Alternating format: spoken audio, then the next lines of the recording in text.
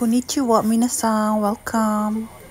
Pwede tayong kumita sa TikTok kahit nanonood lang tayo ng mga videos sa TikTok. Kailangan mo lang kumpletuhin yung mga task. Madali lang. Manonood ka lang ng mga videos. Ayaw mo pa nun, manonood ka lang, bibigyan ka ng mga points, then yung points ay magiging pera siya or magagamit mo siya sa pangkaimono or pambayad.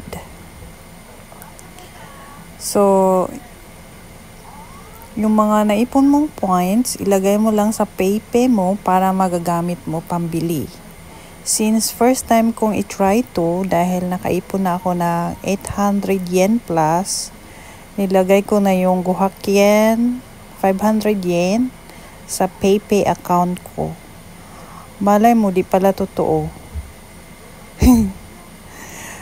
Pero in fairness, totoo siya kasi nailagay ko na yung points ko sa PayPay account ko.